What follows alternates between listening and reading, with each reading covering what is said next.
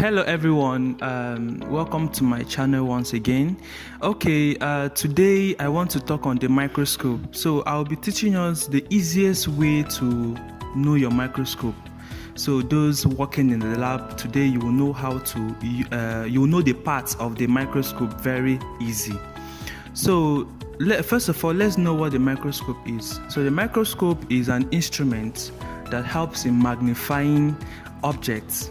So for instance, in the laboratory, we use this microscope to magnify organisms which cannot be seen with the naked eyes. So this is just the function of this microscope.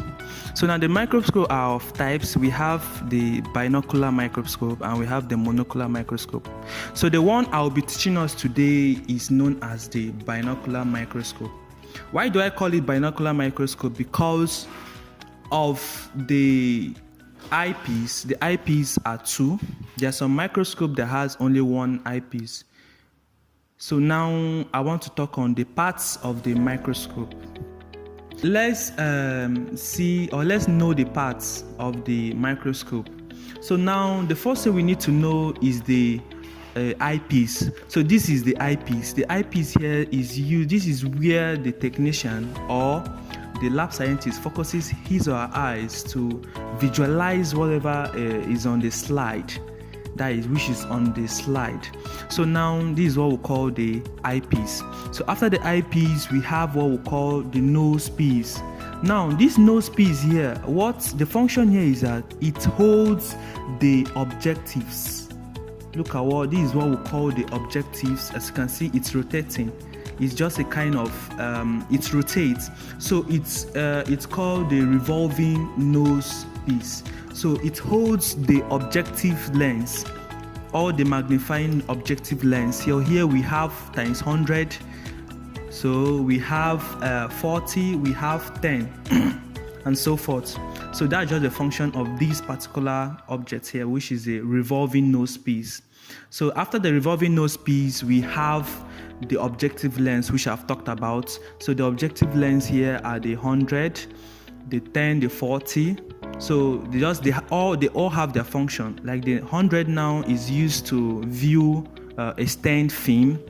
The 40 and the 10 are used to view, for instance, you want to view urine or any fluid sample.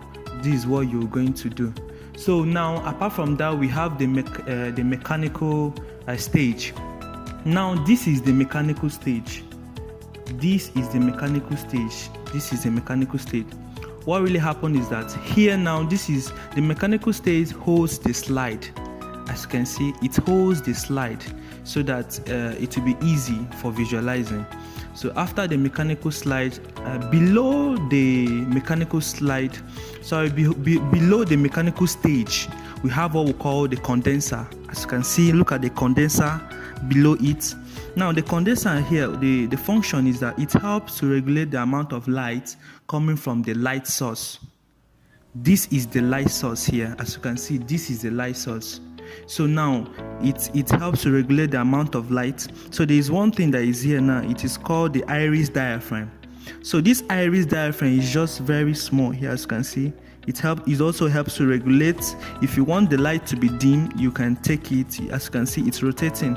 So it all regulates the amount of light that comes from the light source. So this is the light source that is here. So that's just the function. So apart from that, this is the base of the microscope. This is where all the parts are being settled under. So this is just the base. Then apart from that, we have the control switch. So this one here now is the switch. Now this is the switch now, the on and off switch. Once you on your microscope, now we use this one to control the light, how you want it to be high or low. So apart from that, we have what we call, look at this one here. This one is called the coarse adjustment. This particular, there are two here. Look at this one is the fine adjustment. This one here is the coarse adjustment. Now the fine adjustment, which is the first one here, it helps to fine-tune the objects. After focusing your slide, you help this fine adjustment helps to fine-tune it so that you can see it very clearly.